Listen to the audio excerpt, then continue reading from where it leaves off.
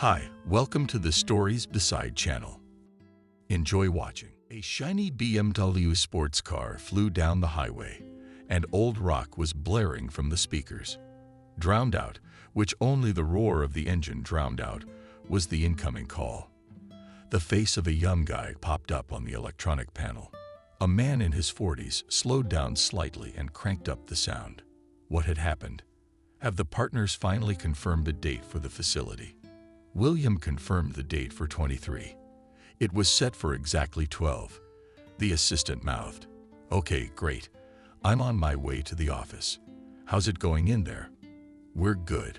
We'll finish the pizza and get the papers ready." "Got it. I'll be right there." The man pressed the red button on the screen and turned the volume back up. 23 is only a week away. Got have time to organize a family. All right. A wife wouldn't be hard to find. What about a daughter or a son? William was deep in thought. Flakes of snow began to fall from the sky. I had to slow down as the windshield wipers obediently staggered. The car obediently turned off the highway, and the roar of the engine changed to a quiet purr. The snow fell harder and harder, and the businessman had to pull himself closer to the steering wheel to make sure he didn't hit anyone.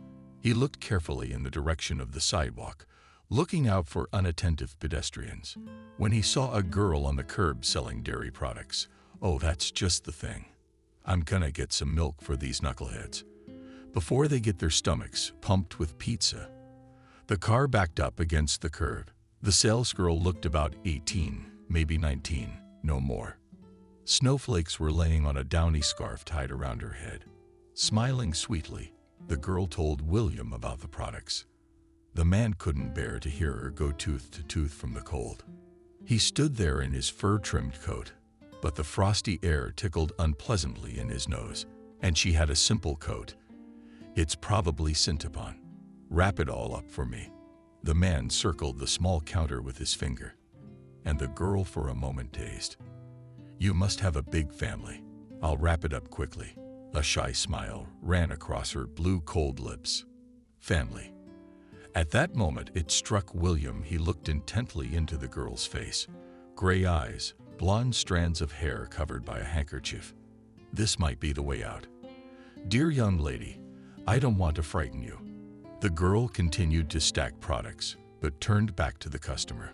"I have to look like a family man at several meetings for work, and I have everything to myself, except family. Maybe you can help me out. I'll pay, of course." The girl stared at him with her eyes. Her cheeks were angry red, and she lowered her eyes bashfully to the floor. "You will forgive me, man, but I can't." She chose her words carefully and tied the bag of sour cream so slowly, as if she were walking on the edge of a cliff. "Oh, you misunderstood me. I guess I'm not some kind of maniac, that fool." William ran over to the parked car and hastily pulled out his passport. "Look, this is my passport. You can take a picture of it and give it to a reliable person." He handed the girl a document in a leather cover.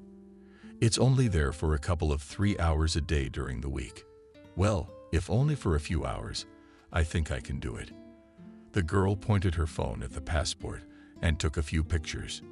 "Because my mom is sick, I take care of her, so I cannot go for a long time. You can really help me out. What's your name?" "Elizabeth." "William." "Elizabeth it is. I have to go now, but I'll call you. We'll talk details then." William took the many bags of products in both hands. "And if you don't mind, I'll have to go and buy the things you want. You can keep them later." "I don't need them." William chuckled. He was very pleased with himself. So easy to solve an issue he'd been agonizing over for months since the branch negotiations had begun. He felt a rush of cheer.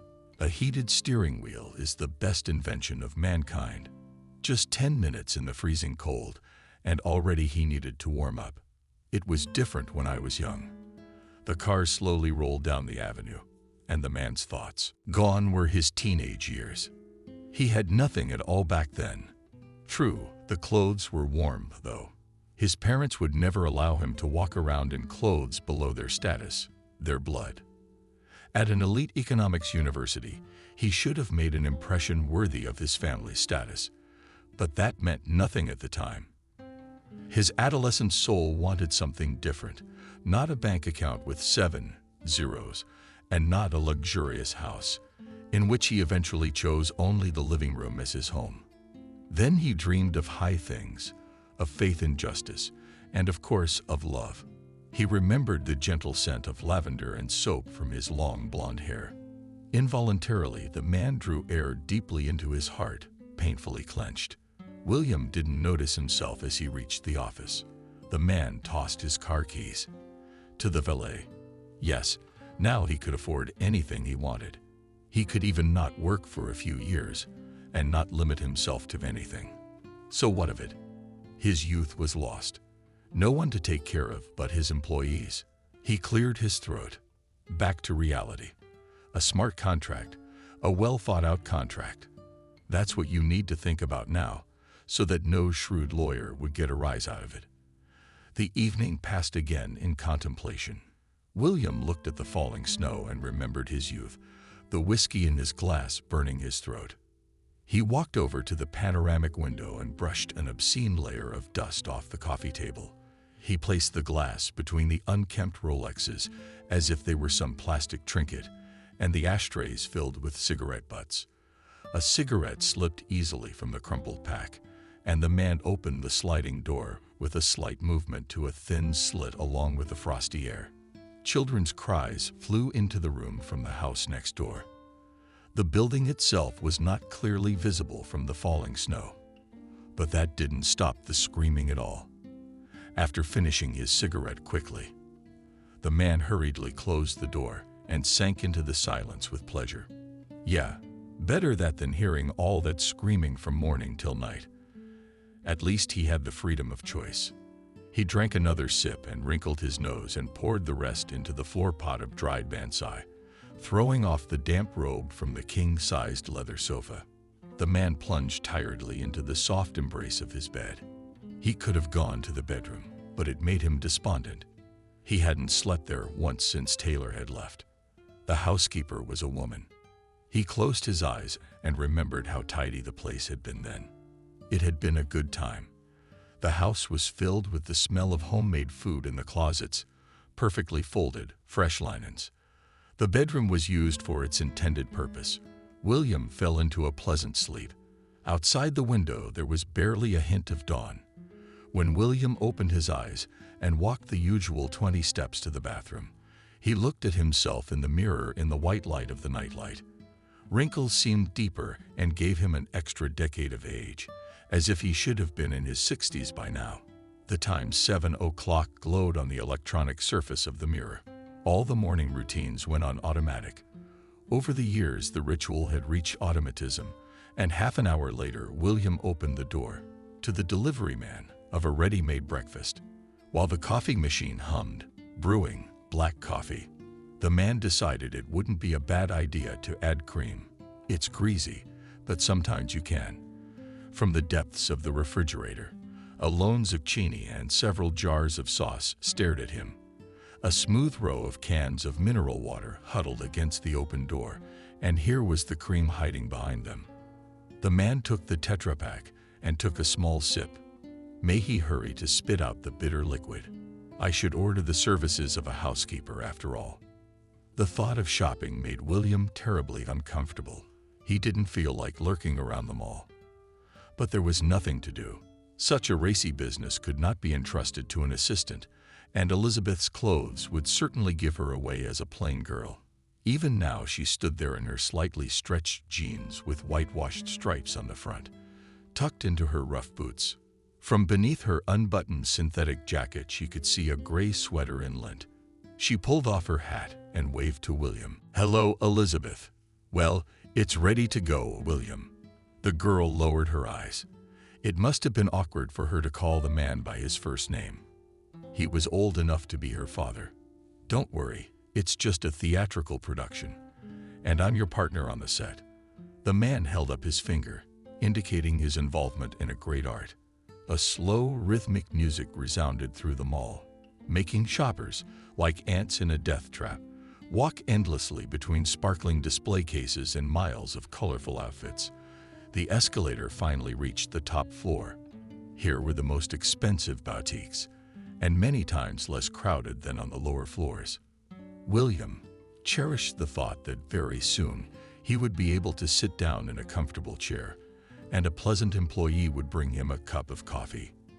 And so it happened. As soon as they entered the first store and explained the purpose of their visit, William was seated in a comfortable leather armchair. And now all he had to do was to evaluate the outfits. The process went well. Elizabeth dutifully tried on everything that was brought to her. And soon cardboard shopping bags began to multiply near William. We had to change several stores to keep the brands different. William knew too well the society where he was going to go. These rich kids with shark's temperament know all the new collections, and if they suspect something wrong, they will quickly uncover the deception. Then the contract he'd been walking to for years would slip through their fingers. Elizabeth carefully picked up another black velvet purse decorated with ornate silver squiggles. William nodded contentedly to the saleswoman, confirming that it too should be packed. When he was finally sure that the girl would absolutely be dressed as a rich shark, his heart was relieved. It needed to be wrapped up. Talking out the details, a small dark restaurant on the same floor was the best fit. Elizabeth, look, there will be a business meeting, but my partners are very traditional and family-friendly, so you're supposed to be my daughter. Tell me a little bit about yourself, so I know what kind of legend to make up. The man sipped his tea. There's not much to tell. I work as a milkmaid now. My mother got sick, and I had to look for a job near her house to take care of her. And when I have time, I sell my produce. Think of it as a small business. The girl blushed red and giggled all over. And where did you study or go to school? Maybe. William had the strange feeling that the girl's speech was too smooth and correct, without an accent. That's not the way milkmaids talk. Yeah, I got into art history, but I had to take a gap year. I hope I can go back to school next year. Wow, good for you. You look just like me. The man grinned. Why don't you have a family? I should probably find out more about you too, so I can be prepared. Well, she didn't need that information, of course. Well, I'll just have to tell her to loosen up a little bit. I used to have a woman I loved, but it was a long time ago. And then the business of work, I never had time. And now I'm old, and nobody needs me. So, you're a lone wolf. You could say that. The businessman smiled. In the time spent in the restaurant, William was able to get Elizabeth to talk a little, and his worries receded into the background. The girl's speech was pleasant. She possessed a slight irony.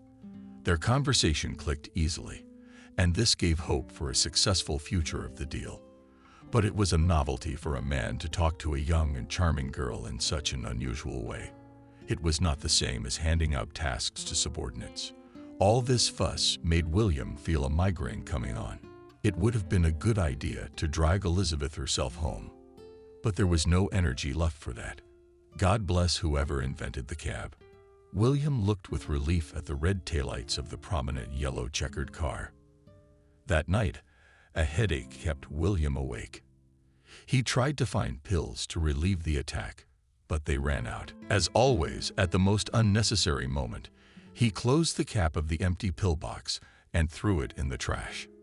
At first he wanted to call his assistant, who could bring him what he needed, but at the last moment he remembered that he had just had a baby. Pulling him now in the middle of the night would be too much. William flipped through the contact list on his phone and discarded it. A string of women's numbers. No one to write to. Either asleep or having as much fun as they once had with him. Taylor would probably come and help him, but that would be too low. He remembered the tear-filled face when he'd said he didn't like her pain, squeezed his temples even harder, the old gun. William grabbed the phone and quickly wriggled to the pay clinic phone number. When you have money, you can afford to be single. Literally 10 minutes later, the friendly nurses gave William a life-saving shot, and the pain receded. Will you sleep like a baby tonight? The young nurse smiled. That's right, like a 45-year-old baby. The cars rolled quietly down the roadless path. Elizabeth, seeing the car, waved hello. William responded mechanically. Behind a girl's back was a crooked little house covered in snow. It looked unnatural against that backdrop now, like a shiny lollipop against an industrial area. The wheels slowed down, next to her beautiful light-colored boots with a small heel. The girl threw back her blonde strands and got into the car. William froze for a moment, looking her over. Neat, inconspicuous makeup, shiny hair, elegant manicures, and clothes only completed the look. Elizabeth looked fresh and beautiful. Elizabeth, you look great. Thank you, William. I'm really so worried. It's not William, it's Daddy. The man held up his finger, reminding me of the great art. Yes, yes, Dad, the girl laughed. It'll be all right, I'm sure. So remind me, Mom is in Courchevel skiing. The rogues got snowed in, and she couldn't make it. And you stayed with my favorite daddy, getting ready for the winter session. I honestly don't think anyone will ask much, but just in case, you know. Elizabeth nodded decisively and made a gesture with her hand to her forehead, emphasizing that she was ready to follow the instructions. I wondered if you could call me Elizabeth. That's what my mom used to call me. I liked the sound of it. The wheels slowly spun, and the car set off for an adventurous day. Supporting Elizabeth under his arm, the man entered the small hall. The stage was buried in red velvet curtains, and there were tables in front of it. One large one was in the center and several smaller ones on the sides. The obliging steward happily spread his hands. When he saw William, he shook his hand vigorously and tilted his head politely. Introducing Elizabeth, he led them to a group of people standing slightly apart. At the most responsible moment, Elizabeth squeezed her hand harder and William, encouragingly, patted it. The introduction to the partners went even better than he thought it would. The men greeted each other respectfully and introduced themselves to the girl. There's something we need to discuss now. You go take a look around, Elizabeth. I will. Elizabeth's voice is higher than usual. She's not a big fan of going out, William said quietly, watching as his fake daughter walked confusedly toward the young people crowded in the opposite corner. She's adorable. A tall, dark-haired man with glasses looked at his companion. Ours would have been quieter. I might have slept better. The men laughed. Don't expect good things from these kids. William imagined Elizabeth as a young deer walking into a clearing that was already surrounded by toothy little predators. They were just about to attack. But when he turned around briefly, he saw that the young people were absorbed in their phones, the light of which was reflected on their cranky faces. Elizabeth sat down in one of the vacant chairs. Well, nice, we can relax.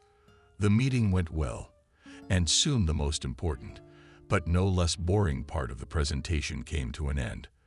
The presenter received his applause for his work, and the staff took the presentation material off the stage. William sighed contentedly. It was left to the buffet. A multitude of waiters, in perfectly fitted iron suits, flooded the hall. Champagne in tall glasses played with bubbles on their tray. As they approached each guest, a variety of appetizers, canapés, fruit, cheeses, and many other delicacies were placed on the tables. Elizabeth timidly approached William. Champagne. The waiter leaned over her. Oh no, thank you. I don't drink. William, but how did you manage to raise such an angel? The man with the glasses and his short stature suddenly looked at each other. It was all her mother's doing. It's a pity she couldn't join us. If you had seen her, would you have known what she was like? It wasn't the first time William had lied. Otherwise, how would he have built his empire? He winked at what sounded so convincing in his speech glasses that there could be no doubt that it was true. You're so one face for two. From behind the men came a shrieking sound from the women in the corner where the children of the other businessmen were settled. There was some excitement going on. A waiter hurriedly wiped the champagne from the table. A girl in a long blue floor-length dress was reprimanding him, pointing out that the dress cost more than his annual salary, and if the champagne had gotten on him, he would have been in for a world of hurt. Her mother, an elegant blonde in a gorgeous gold dress, immediately rushed over to the girl. The brilliance of her attire was dwarfed only by the diamond pendant resting regally on her chest. "This is my tiredly," sighed brunette with glasses, and drained his glass in one fell swoop, went in the direction of the conflict. In the evening, William uncorked a bottle of collective cognac, saved for a special occasion. The beverage, tea-colored, filled the puffy cognac glass. Stone, cooling cubes went there as well. The day had gone very well today. William was extremely pleased with himself. Elizabeth had done even better than he had expected. Wow, good for her. Didn't let herself get eaten by the sharks. William remembered the first time he had met the children of wealthy parents. He had been one himself.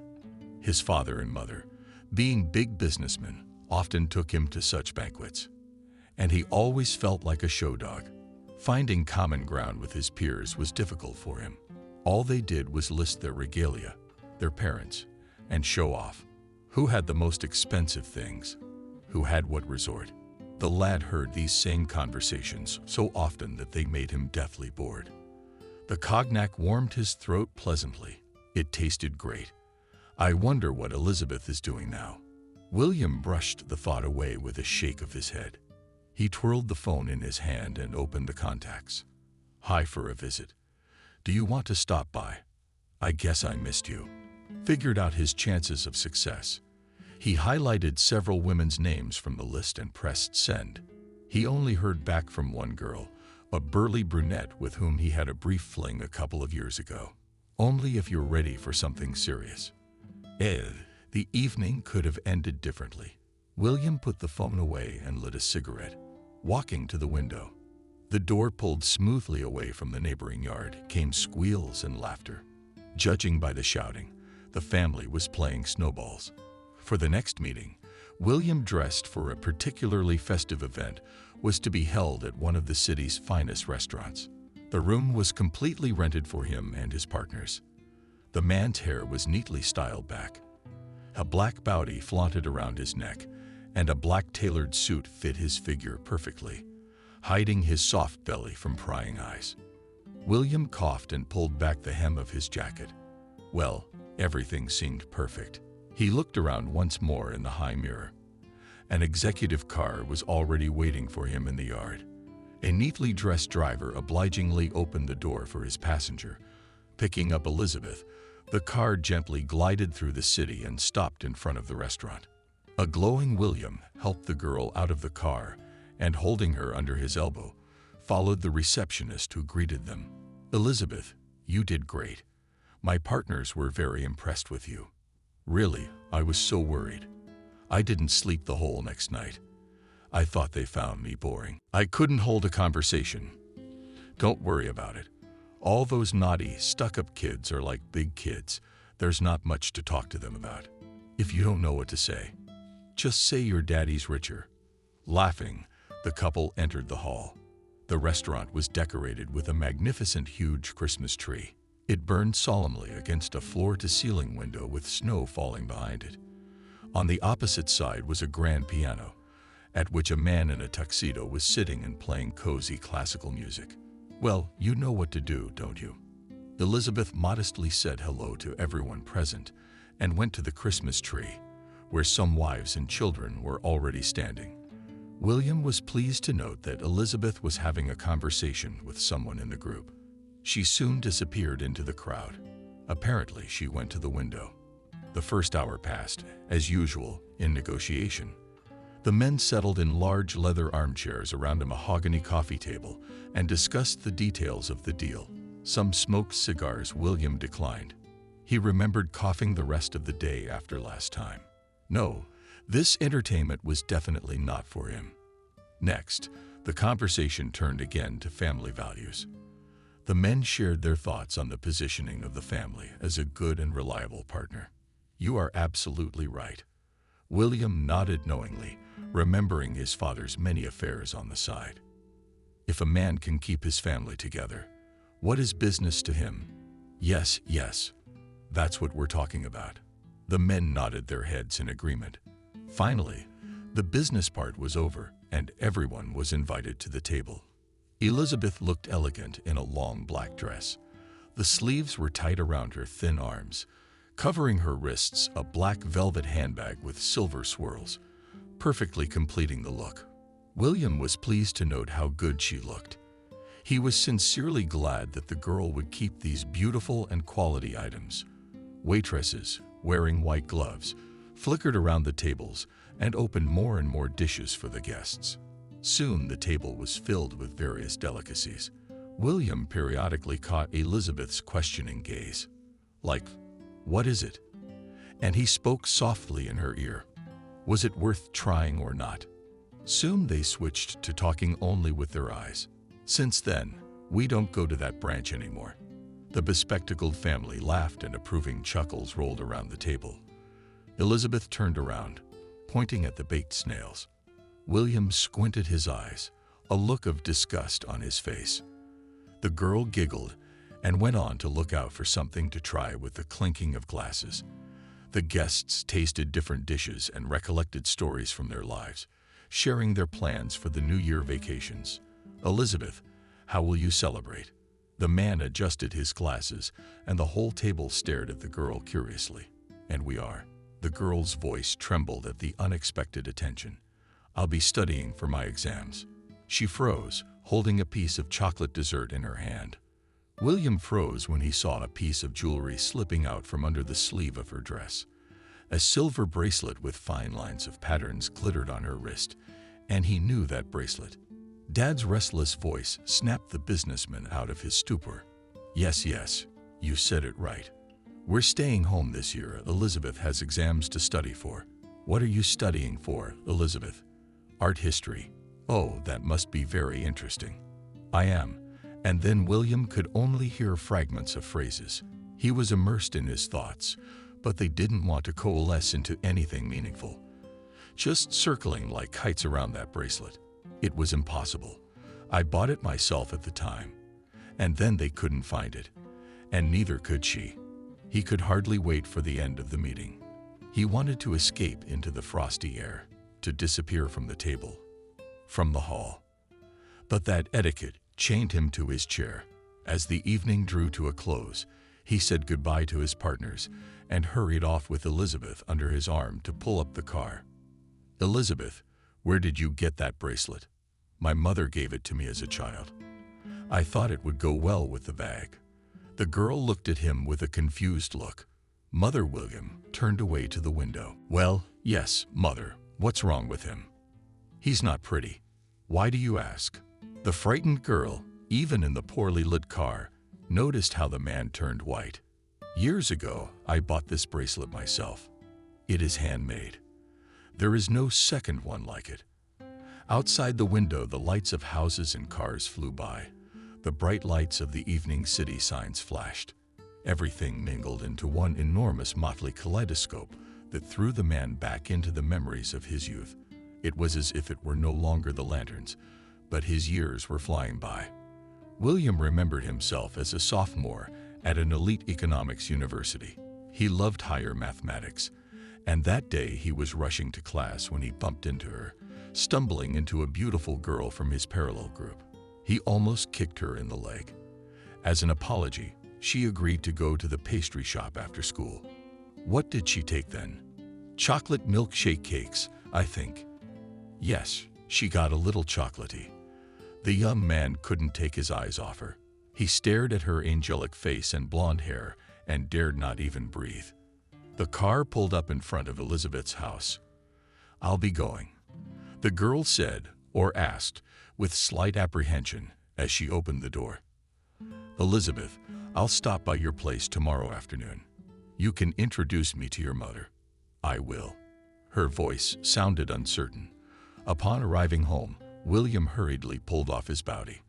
It seemed to tighten like a boa constrictor around his neck more and more. The tight jacket was dropped next. It gave him no room to breathe. The man hurried to the far room. It was practically empty. Some boxes from work, drawings, estimates were stored there. He pushed the boxes aside and tossed them away.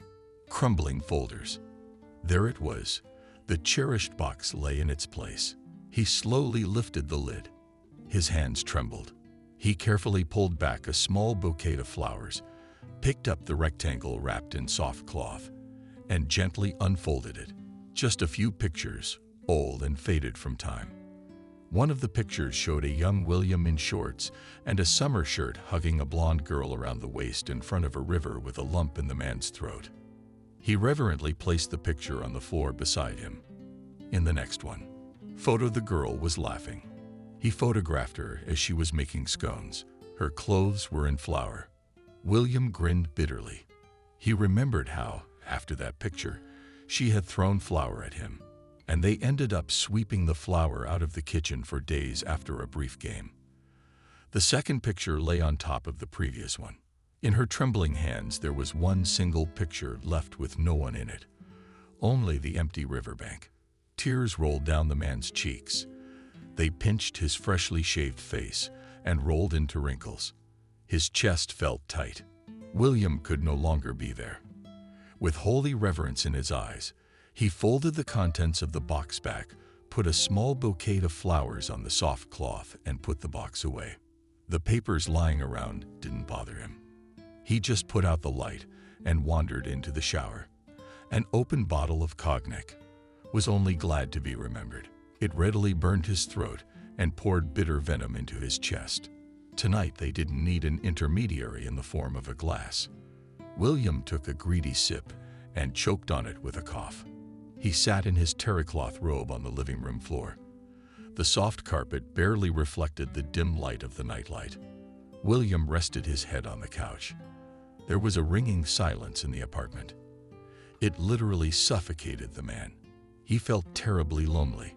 Just like that, I was going to die, and no one would miss me. No one. Wouldn't it be nice if a burglar came? "Is anyone here?" he shouted into the dark corridor. "There's no one here. Just you and me." Another sip burned your lips. William woke up when the sun was already shining brightly outside the window. What he loved about expensive drinks was the lack of a hangover. If he drank as much cheap cognac as he could afford in his youth, his head would be cast iron today. Already automatically he ordered breakfast and went for his morning rituals.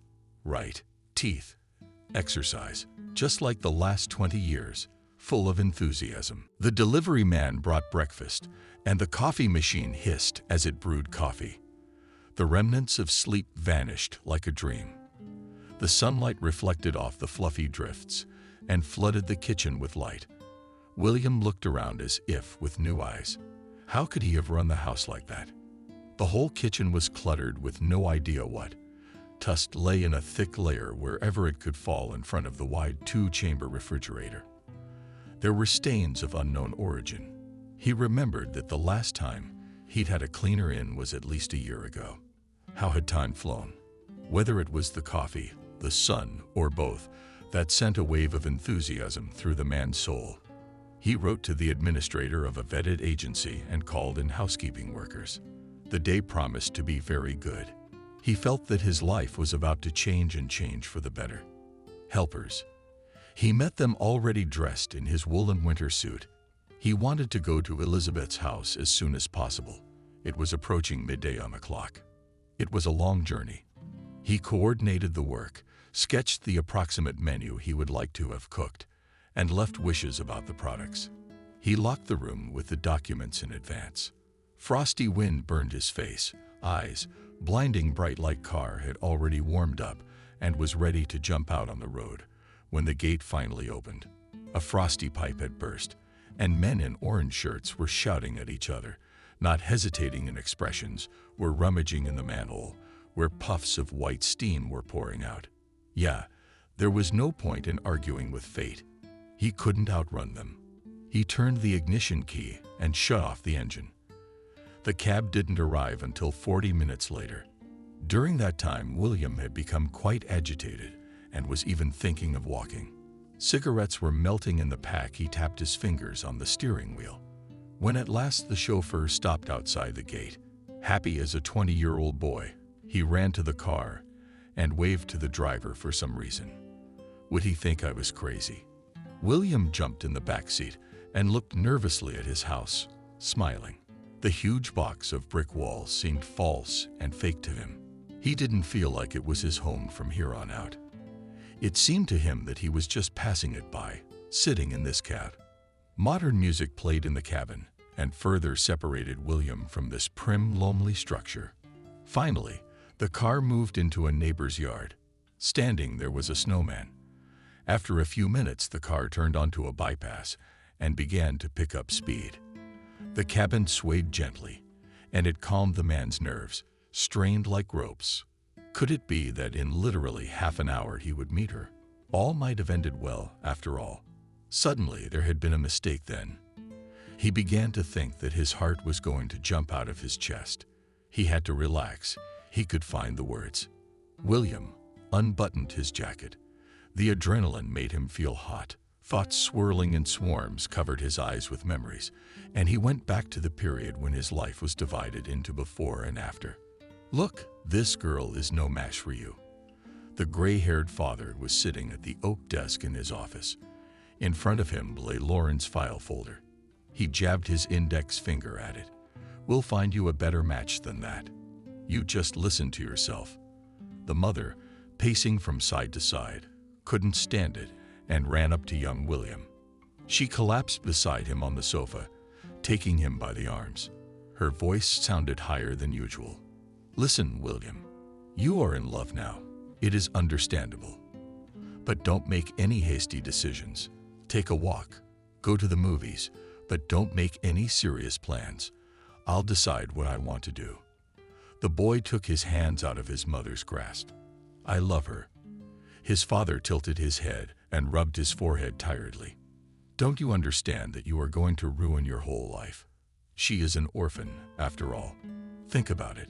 She doesn't even know her parents' upbringing. She's young and beautiful now. But as the years go by, her character will become rude. You need a grumpy wife around. The older man tried to get through to his mind, but he didn't realize that William had made up his mind long ago. Father, I beg you, don't get in my way. What are you talking about, William? Mama's eyes went round and round. Your father and I only want what's best for you. Listen to me, son. Before you know it, she'll be pregnant. And we raised you to be a responsible man. You're going to leave university and go to work to support your family. And then your whole future is ruined. You'll end up like a longshoreman, some man leaning on the desk and pointing his finger at William. I'll take everything away from you. No money for you until this affair is over. You mark my word. He slammed his palm down on the table. His mother merely pursed her lips in agreement. William remembered how furious he'd been when he'd left his parents' house that evening. He packed his things, took Lauren in his arms, and they drove to the very outskirts of town, to a small lakeside house with a wooden floor, which they then filled with flour. Those were the best months of his life. They chatted all day long, it seemed, about everything and nothing. They had no money at all back then. Lauren worked part-time in the cafeteria for a few hours after school, and William helped out at the library coffee shop. The money wasn't much, but the main thing was enough for rent and food. In their spare time, the couple crammed textbooks. William was always amazed at how much the girl knew. It seemed impossible to catch her without a book. He remembered her laughing face and remembered the bracelet. He had bought it for her as a gift at the jewelry store. The bracelet was as exquisite as Lauren's. William wished he'd gotten her a gold one, but he barely had enough for this silver one. And then the memory took him to the river, to the same bank of reeds where he secretly went every year on the day she died. We're very sorry, young man, but we found your friend's things on the beach. We believe she drowned. We haven't found her body yet. A search is underway. The man took off his cap. Then it had been several days since Lauren had gone missing. The guy had gone around to all of her friends, but no one had seen her. She didn't show up at the pulpit either. William didn't know what to do. He went to the orphanage where the girl grew up, hoping to find her there. But she didn't come there either. The man remembered running to the lake. There were several police officers standing on the shore. One was writing something down. Another was carefully picking up Lauren's things with tongs. He had no sooner reached the place of the tragedy than the strong hands of the third officer grabbed him from behind and shackled him in an iron grip. "Hush, hush, young man. You will spoil all the evidence for us. We are looking for her." William slumped to the ground, tears covering his eyes. Why had she gone to that lake? What could have happened? All his questions remained unanswered. For the next year, William couldn't remember himself from grief. He drank. He had to take a sabbatical from the institute. His parents reassured their son, but they didn't hide their quiet joy. He was sick to see them. Lauren's body had never been found, and that further tugged at his broken heart. William couldn't settle down. He had nowhere to go to her grave. There was no way to say goodbye. All he had left were a few pictures and a lake shore. Over the years, the hole in his soul never fully healed. All those fleeting romances were like a band-aid glued to a bleeding, perennial ulcer. With them, his life seemed sympathetic from the outside, but he was still that wounded beast. Perhaps it was only with Taylor that he tried to create something resembling a relationship. His parents really liked her. The girl was quiet, thrifty, but he never cared for that. Looking at her, he experienced exactly nothing. It's like watching a boring TV show. He came to the conclusion that it was cruel to the girl and confessed his lack of feelings. 10 years had passed, but William made no more attempts to start a family. He opened a crack in the window and sucked in some fresh air. William tried to brush away the hard memories. The body had never been found after all. So what was it? Could she still be alive? It could be. Could she have lost her memory? Or she could have been kidnapped. Her disturbed mind was throwing up new possibilities. The man didn't know if she recognized him, but he knew her for sure. He realized Elizabeth really did look like Lauren when she was young. Yes, of course, he noticed it right away. And the names. Could it be a coincidence that the names were so similar? Well, of course it had to be her. William smiled quietly. Didn't want to spook the good feeling. The car turned onto a dead road sprinkled with gravel. The wheels rattled wearily on the unfamiliar pavement. The driver slowed down, avoiding potholes and potholes. The snow crunched beneath his feet. William was nervously smoking a cigarette. The cab flashed its red lights and disappeared around the corner. The man was beginning to freeze when the front door finally opened. Elizabeth looked out of it and waved to William, inviting him in. A cigarette butt flew into a trash can and cut through a cloud of smoke. The man headed toward his destiny. "Hello, William." She put her tattered slippers in front of him. "Well, how are you here, Elizabeth? All is well with you." The man saw the girl's embarrassment and wanted to somehow diffuse the situation. He hung her down on one of the rusty hooks in the hallway and patted her on the shoulder. The cabin seemed even smaller inside than it was outside. Not without pleasure, however.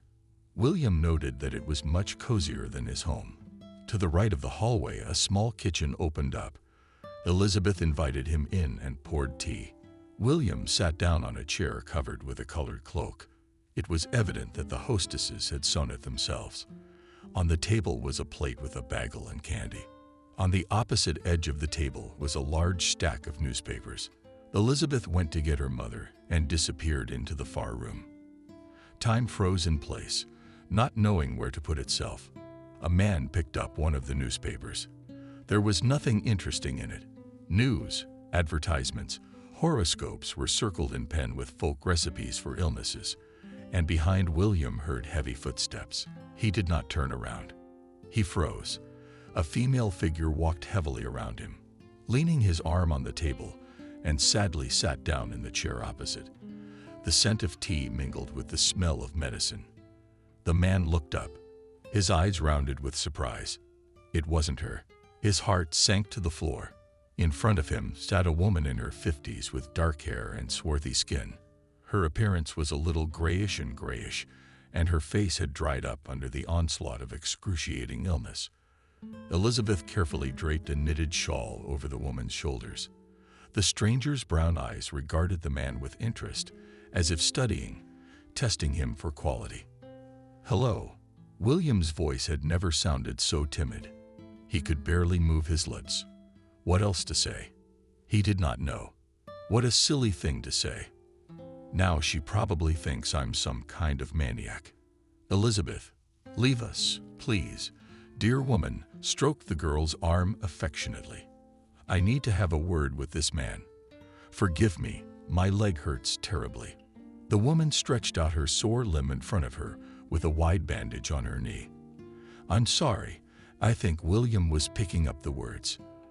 The woman glanced down the hallway and made sure Elizabeth had gone to her room. My name is Ashley. I know who you are. I knew right away. You look so much alike. The woman's voice lowered, and she practically whispered, I am Lauren's friend. These words caught the man's attention. I'll tell you everything that happened. Just please don't say anything right now. Elizabeth doesn't know anything. She made herself comfortable in her chair and poured herself some tea. I met Lauren in our village 20 years ago. She came to us as a part-time worker. I rented an apartment with her from the same woman. She was a nice girl. We hit it off right away and became friends, even though she didn't like to tell much about herself. She was pregnant.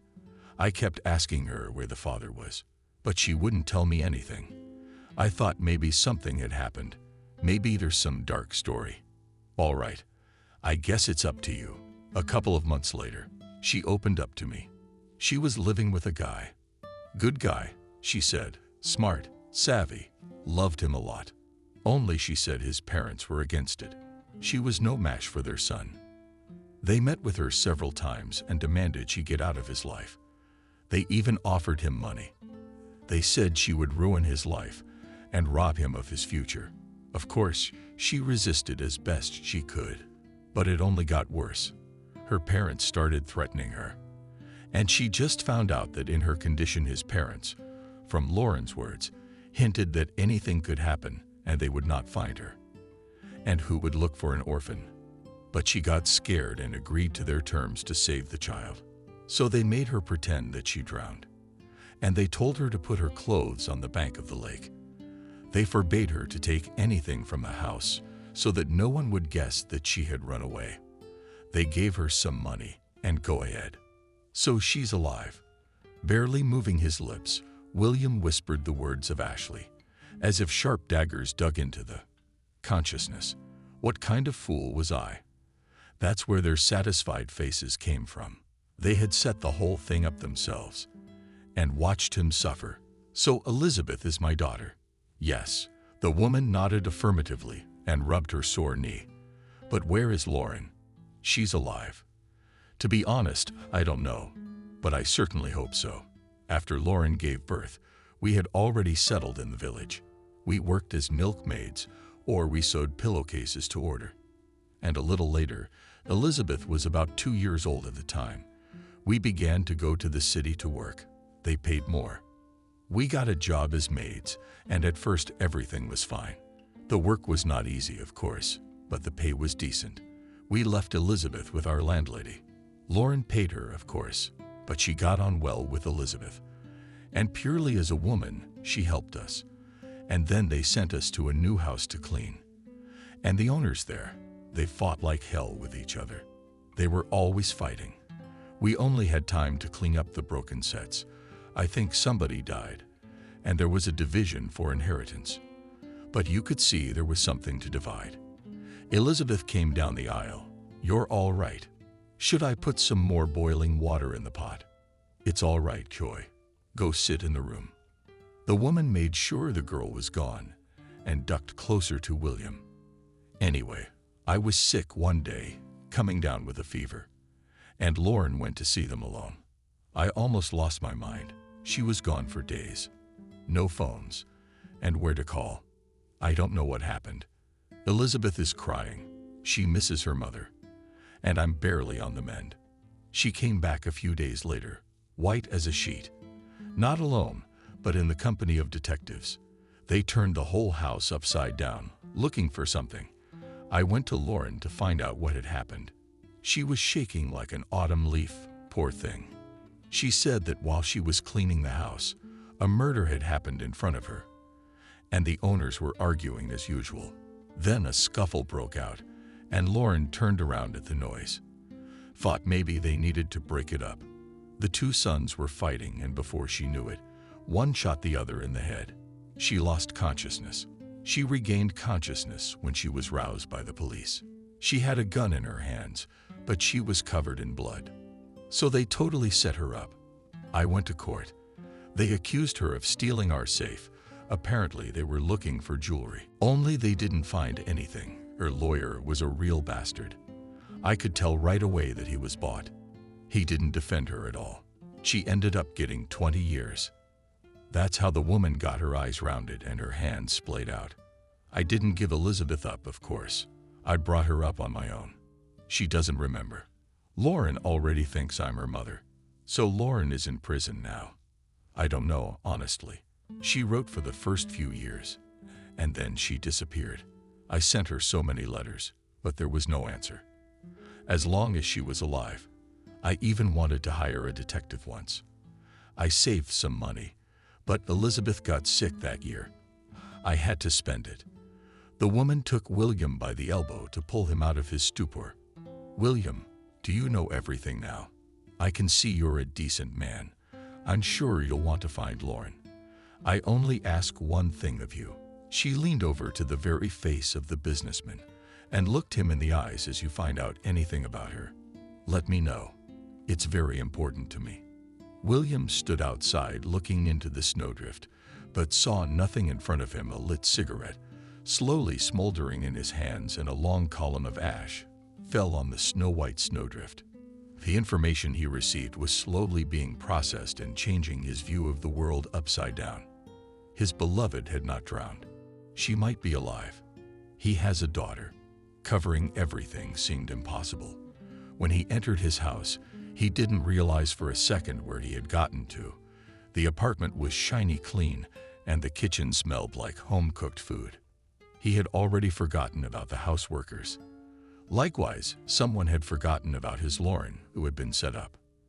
Dropping his shoes, William carefully pulled out a folded paper from the inside pocket of his jacket. Inside was written first name, last name, middle name, prison number, and article.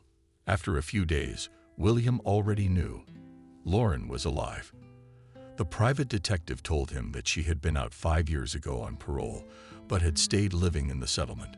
Planes didn't fly there, but you could get there by rail. The next train was leaving in a few days. William could no longer think about work. After apologizing to his partners, he said he would skip the rest of the scheduled meetings and left everything on the shoulders of his team. Every night, employees sent him brief reports on how the day went. He was very proud of his employees. After all, he was able to create a dedicated team. But they were not his real family. William hurried to share his joy that Lauren was alive with Ashley. The woman wept with happiness. Unfortunately, he caught her in an even more pitiable state than the last time he had seen her. She was no longer able to get out of bed that day. It was hard for William to watch her agony. He called the smiling nurses he knew at the fee-for-service clinic, and a team headed by a doctor of the highest caliber arrived instantly. After examining her, the doctor said that surgery was necessary and that it would be possible to get her back on her feet. William didn't hesitate for a moment. That same day, Ashley was admitted to the clinic. The doctors took some tests and set a date for the operation. William paid for separate accommodation. The room was more like a small apartment, and Elizabeth was able to sleep right with her foster mother. The girl was immensely happy and kept repeating that she didn't even know how to thank him. She still didn't know the truth about her origins. So Ashley convinced William to hold off on the big talk and find Lauren first and talk to her. It was a really good idea. William decided to take her advice. The train tapped its wheels and swayed melodically. William hadn't been on a train in a long time, and the towns and villages whizzed by outside the window. There were no neighbors. The train would arrive at the right station by morning. From there, he would go to a settlement and meet the woman for whom he had kept his love for 20 years. Another platform flashed past the window and disappeared into the darkness. If only life were so easy once and past a bad period that he would leave behind years of loneliness, fleeting affairs, or maybe the first he would send into the darkness of his parents, whose cruel love had broken the lives of several people at once. A lady conductor knocked delicately on the first-class carriage and offered tea. William opened it and happily noted that the drink was still served in faceted glasses with iron-carved cup holders. Already out of habit, William got up at 7 a.m. Over the years. He didn't even need an alarm clock anymore. Soon the door of the train station slammed behind him and cab drivers vied to lure him exactly into their car. When he called the address, a mustachioed driver, whom he picked at random from the crowd, looked back at him in surprise. In his gaze, I could read the incomprehension that such a decent man, looking in this God-forsaken place. The passenger nodded back at him, showing he hadn't misheard, and no explanation would follow. William entered the cafeteria on the grounds of the settlement, where they were to meet Lauren. He had not yet had time to speak to her, but the woman in charge of the settlement promised to give all the information to Lauren, and that she would meet him in the cafeteria. The small room was decorated with light wood on the inside, and the entire space was flooded with sunlight. The room smelled of sweets and coffee and milk. William was reminded of their first trip to the candy store. How long ago had it been? And he remembered it like it was yesterday. Lauren was really there. She was sitting at a wooden table and looking out the window. She was wearing a modest beige dress with a high collar. On the back of the chair hung a plain brown jacket, overly light for this time of year. William froze. She is alive. In front of him. Lauren timidly escaped William's lips. The woman said in a trembling voice, and looked anxiously at William, "I do not believe it." Tears ran down her cheeks. She stood up at a loss, as if trying to believe that this was not a dream. She reached out a thin hand toward him. A shadow of doubt flashed across her face, as if he were a ghost who, with any wrong move, might disappear and leave her again. Alone, William could say no more. He grabbed her in his arms and kissed her blonde hair, weeping in part. The whole world disappeared for him. "You haven't changed, have you?" William wiped a tear from her face. "Lauren, I know everything. I found Ashley. She told me everything. So did I, Lauren, our daughter. She's amazing. I know her. I came to get you. Do you have to come back?" The blue eyes, women filled with tears again. She took a white napkin from the table to blot them. "William, she doesn't remember me anymore. She's a big girl. Why would she want a mother who didn't know where she was sitting? I have nothing to give her." Unfortunately, her lips were trembling. "I love her so much, William. But my place is here now. I have spent so many years here. And outside the settlement, I'm nothing. My youth is gone." She spread her hands. "I have no education, no profession, nothing. I'm just a burden on her shoulders. Lauren, it doesn't matter. I have everything. You don't have to work. And Elizabeth, she's wonderful. She'll figure it out. She wants to study art history. Can you believe it? She got in on her own. She's so much like you." The woman was crying with her face down on her middle-aged hands on the table. The barmaid did not show herself. Apparently, such scenes were not uncommon here. There were no other guests in the cafeteria. The conversation was not an easy one. They talked until darkness fell. William tried to persuade Lauren to go away with him, but she wouldn't agree. Then he decided to play a trump card and assured her that if she didn't go with him, he would have to move here himself to be near her and tell Elizabeth everything. She would then want to come too. The words had an effect on the woman. After much deliberation, Lauren finally agreed to try life outside of the familiar place that had frightened her. But the desire to see her daughter see Ashley, who had not abandoned her child, was stronger. Lauren asked to wait for William at the front door so she could gather her things, but when she came out, her thin arms were empty. Would she not go after all? But then the man saw the sweetheart had a small purse over her shoulder. Lauren said she didn't want to take anything from this life into the new one. That idea appealed to William. Of course, The years are not coming back. But dragging the heavy weight of injustice with him would be cruel, too, in his opinion. The drive back passed in silence. The couple looked out the window of the train, carrying years of hardship and torment into the past. Elizabeth was struck by the story of her destiny. Ashley, Lauren, and William sat beside the girl at a round table in William's spacious living room.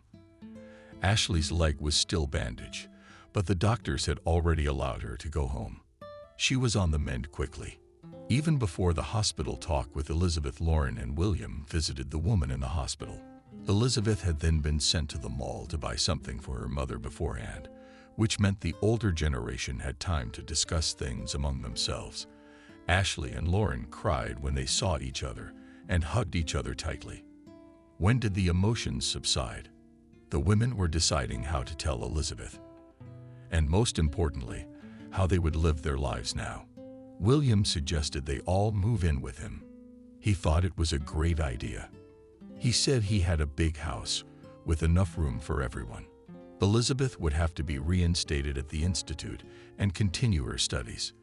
The women were discouraged by this proposal, but after thinking about it, they accepted it. That way Elizabeth could spend time with her newfound parents as well. And Ashley, who had raised her as her own daughter, will be there for her. William's life has changed dramatically. Until 6 months ago, he was a lonely man who had no one to take care of but his co-workers. And now he has a family, a daughter, a beloved wife, and a faithful friend. His house was filled with voices and life. It no longer seemed like a plastic fake to him. The women decorated the house with all sorts of little things, and it became a real cozy family nest. And on the place of honor in the living room, by order of William, installed a marble pedestal on a green velvet cushion. Under the glass lay a small thing that changed the lives of the house's inhabitants. Silver Bracelet. Elizabeth was able to recover at the institute and was preparing for the upcoming school year. All summer, in a tight-knit group, they went to exhibitions and theater productions. William and Lauren could not get enough of their child. Ashley was happy that her daughter's life had changed qualitatively. She was no longer worried about her future.